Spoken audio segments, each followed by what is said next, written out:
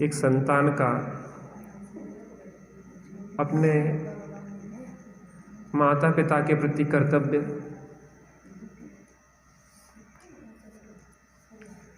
कि जो अधिकारों की इच्छा तो ना करे और मात्र कर्तव्यों पे ध्यान दे।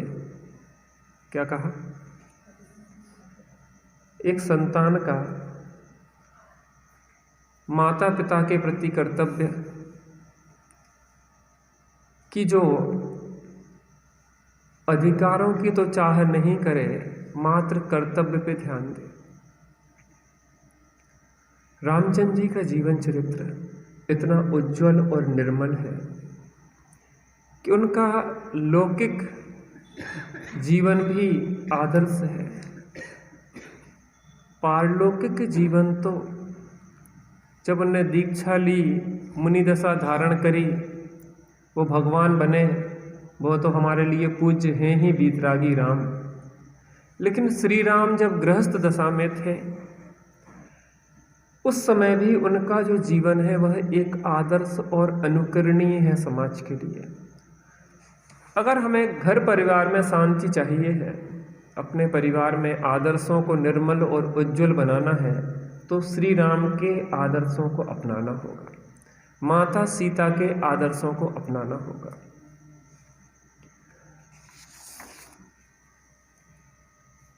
संतान वही श्रेष्ठ है जो माता पिता से अधिकारों की चाह न करे, मात्र अपने कर्तव्यों पे ध्यान दे। हमारे माता पिता को क्या करना चाहिए ये आपका विषय नहीं है, आपको उनके प्रति क्या करना चाहिए ये विषय आपका है। रामचंद्र जी ने कभी यह नहीं सोचा कि दशरथ को क्या करना चाहिए और क्या नहीं करना चाहिए। रामचंद्र जी ने जैसे विचार किया कि हमें अपने माता पिता के, अपने पूज्य जनों के प्रति क्या कर्तव्य निभाना चाहिए। अगर हम रामचंद्र जी की तरह अधिकारों की चाह न करके कर्तव्यों पे ध्यान दें तो घर घर में रामायण होगी। हम अगर रामचंद्र जी की तरह अधिकारों की चाह न करते हुए कर्तव्यों पे ध्यान दें तो घर घर में रामायण होगी, और जहाँ पे अधिकार की चाह और कर्तव्यों पे ध्यान न दिया जाए वहाँ घर घर में महाभारत होगी। निर्णय हमें करना है कि हमें घर में महाभारत रचाना है कि रामायण रचाना है। रहना तो है उसी घर परिवार कुटुंब में, लेकिन आप दुखी होके भी रह सकते हैं और आनंदित होके भी रह सकते हैं। आप यह विचार भी कर सकते हैं कि ये भविष्य के भगवान हमारे घर में पल रहे हैं और इनके लिए हमें बहुत सुंदर बर्ताव करना चाहिए, बहुत आत्मीय रखना चाहिए, आत्मीयता रखना चाहिए। जब इतनी उदारता हमारे जीवन में, हमारी सोच में होती है, उस उदारता से दूसरे का कुछ नहीं होता। एक चीज बिल्कुल दिमाग में रख लो, दूसरे का कुछ तुम कर ही नहीं सकते।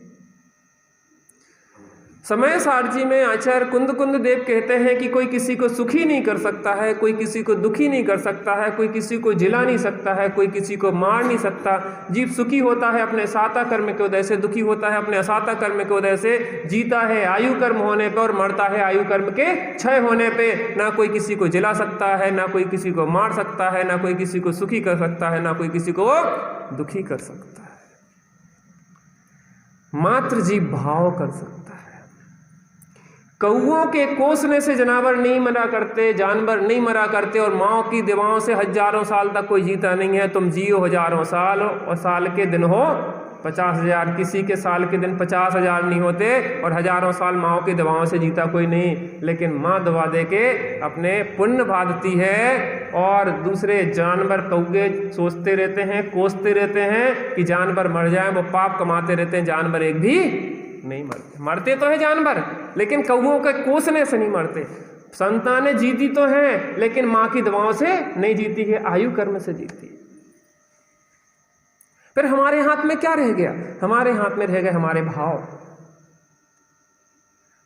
हम दूसरे का कुछ नहीं कर सकते, लेकिन हम भाव करते हैं।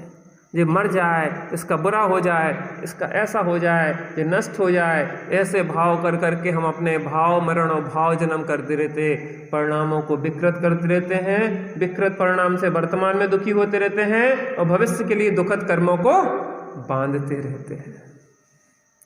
मूल और मूल के साथ ब्याज भी मिलता चला जाता है भाव। दूसरी तरफ अच्छी भावनाओं से सभी सुखी रहें सब जीव जगत के, कोई कभी न घबरावे, बैर पाप और ईमान छोड़ जग नित्य नए मंगल गावे। और घर घर चर्चा रहे धर्म की, दुष्कृत दुष्कर हो जावे, और ज्ञान चरित उन्नत कर अपना मनुज जन्म सब। ईति भीति व्यापे नहीं जग में, वृष्टि समय पर हुआ करे, धर्मनिष्ठ होकर राजा भी न्याय प्रजा का। रोग मरी दुर्भिक्ष न फैले, प्रजा शांति से जिया करे, और परम अहिंसा धर्म जगत में फैल सके। फैले प्रेम परस्पर जग में, मोह दूर ही अप्रिय कटुक कठोर शब्द नहीं कोई। एक तरफ तो ऐसी भावनाएं भा सकते हैं, अच्छी भावनाएं भा सकते हैं, एक तरफ बुरी भावना भा सकते हैं।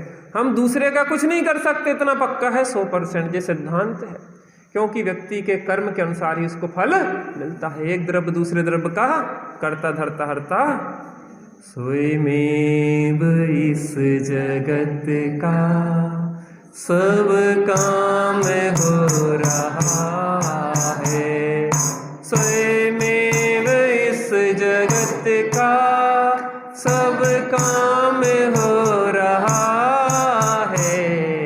हमको भी धीरे धीरे श्रद्धान हो रहा है, हमको भी धीरे धीरे सद्ज्ञान हो रहा। आज हमारे रोड डल रही थी बाहर की, लोगों को तमाम विकल्पों पैर नहीं बन जाए, ऐसा ना हो जाए, रखाए रहे, बैठे रहे, उसके बाद भी जब जिसको निकलना था निकल ही गया। हमारे सोचने से कुछ होता नहीं, परेशान होते रहो, विकल्प करते रहो, विकल्प पर में अकिंचित करें और अपने लिए अनर्थकारी करते क्या रहते, सोच विचार सोच विचार सोच विचार सोच विचार, पागल हुए जा रहे। वो गैया आएगी, वो दौड़ती हुई चली जाएगी, तुम कितने रोकोगे उनको थोड़ी ना बड़ी पता हो कि तुम्हारी नई रोड डली। और गैयों को रोड नई चिकनी रोडों पे ज़्यादा मजा आता है, कुत्तों को उस पर ज़्यादा मजा आता है। चिकनी रोड पे सोते हैं तो आराम से यूँ पसर के, अब उन्हें नहीं पता कि तुम्हारी गाड़ी निकलेगी तो तुम्हें परेशानी होगी। अरे वे सोचते हैं कि हमारे लिए रोड बनी, और तुम सोचते हो हमारे लिए रोड बनी। रोड काय के लिए बनी? उन्हें भी तो जीने का अधिकार है, वो रोड पे आराम से पसर के सो रहे हैं, और तुम कह रहे कि अच्छा जो बीच में कैसे आ गया? अरे वो ये कह रहा कि यार हमारा भी अधिकार है इसमें, हम भी भारत के नागरिक हैं, है कि नहीं? जबरदस्ती के विकल्प कर करके कर्म बंद करते रहते हैं और कुछ होता जाता। जो होने योग्य होता बस वो ही हो रहा है, जो होने योग्य होता बस वो ही हो रहा है। स्वयमेव इस जगत का सब काम हो रहा है, स्वयमेव इस जगत का सब काम हो रहा। एक लाइन अगर जीवन में उतर जाए तो सब टेंशन खत्म हो जाए। एक लाइन बस, इतनी लाइन अगर इतने दिनों में सीख गए हम, स्वयमेव इस जगत का सब काम हो रहा है, स्वयमेव का सब काम हो रहा है। हमको भी धीरे धीरे, बोलो बेटा, दान हो रहा है, हमको भी धीरे धीरे सद्ज्ञान हो रहा। इतने हल्के हो जाएंगे, ऐसे जिएंगे कि भैया हमें कुछ नहीं करना, हम तो स्वीकार करना। क्या करना बेटा? कुछ नहीं करना।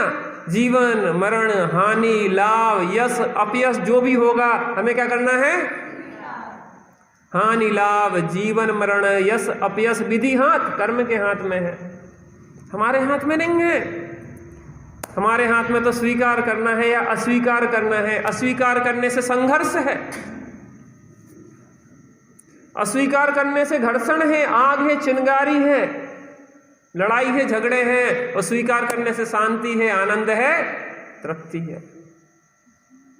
भगवान के ज्ञान में सब लोग का लोग झलक रहा है, उन्हें कोई समस्या नहीं है, तुमसे पहले दिख रहा है।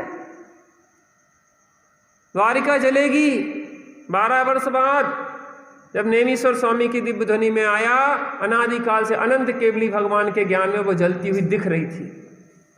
तुम्हारे यहाँ जो इष्ट का वियोग होना है, अनादिकाल से अनंत केवली भगवान के ज्ञान में वो पहले से आ रहा था, तुम तो अबे रो रहे। वो फिल्म तो बन चुकी है पहले से, वो तो मात्र बाद में दिखाई जा रही है, रिकॉर्डेड।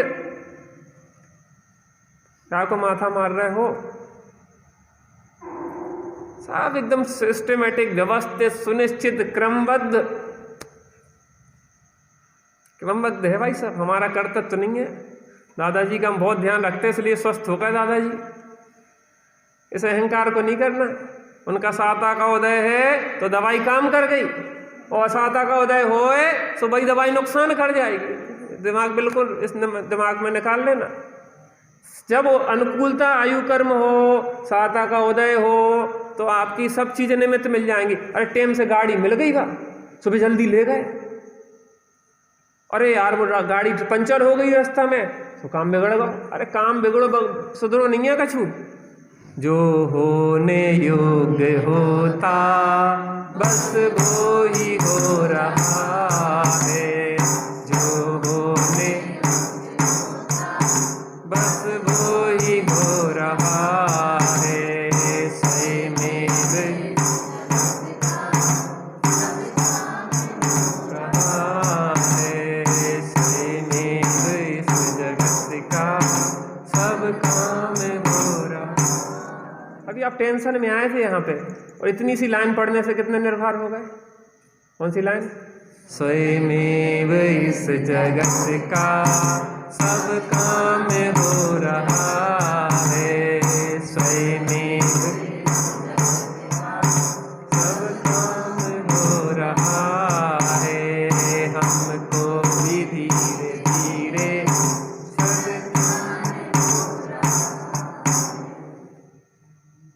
बार बार कोई एडवर्टाइज दिखाता ना, एडवर्टाइज दिखाता, तो एडवर्टाइज दिखाने से सड़ी से सड़ी चीज भी बिक जाती। मुंह उठा के पियो। क्या पियो? क्या पियो?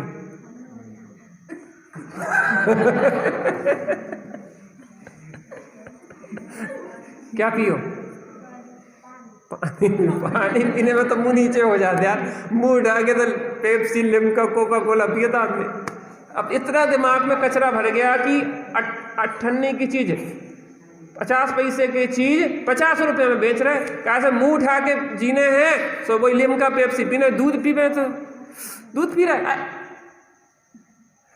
वो पेप्सी पी रहा हो, मुंह उठा के पी रहा। क्यों? शाहरुख खान भी पी रहा हो, ये भी पी रहा है, वो भी पी रहा है। 10-20 पागलों को पीते हुए दिखा दिया और तुम भी पागल हो गए। और पीने में मजा आता क्या? जलन, डकार, गैसें निकलना शुरू हो जाती, और फिर भी पिए जा रखा है। एडवर्टाइज तो देख, मुंह उठा के पियो, मुंह उठा के पियो, मुंह उठा के जियो। और हमें लगत कि और चीज़ें पिएंगे तो मुंह नीचे हो जाए, सो हम मुँह के लाने तकलीफ। कछु हमने बूढ़े लोग देखे, बस स्टैंड पे बैठ जाएंगी बूढ़ी डोकरियाँ। अब स्टैंडर्ड तो बनना है, तो वो पेप्सी दे दी है क्या? अब बेचारे उनको घबराहट हो रही, बेचैनी हो रही, लेकिन डोकरिया भी पिए जा रही है। क्या है? मुंह उठा के पियो। थम्स अप, कोका कोला, दूध का एडवर्टाइज कहीं भी नहीं है। बताओ मैं, दूध का एडवर्टाइज नहीं हो रहा, उनको हो रहा एडवर्टाइज। क्या करोड़न दाए जा रहे हैं। 98 की चीज 50 में बेचने, 50 पैसा की चीज 50 रुपये में बेच रहे हैं, तो कम से कम 5-10 रुपया एक बोतल पे तो खर्च करनी पड़े। हर किसी को पकड़ा दी बोतल, और पियत थोड़ी ना है, और ताकत आ जाती है, स्टंट करने लग जाते हैं पीते ही से। क्योंकि पियेंगे तो जलन होगी, तो वैसे ही स्टंट शुरू हो जाएंगे। घबराहट होती ना अंदर से, डकारे निकलना शुरू हो जाते, तो वैसे ही नाचते हैं। तो इतना पागलपन सवार हो गया है कि कुछ समझ में नहीं आती। बिल्कुल आदमी जानबूझ के अंध बने हैं। आंखन बांधी पार्टी, रे जिया जग धोखे की।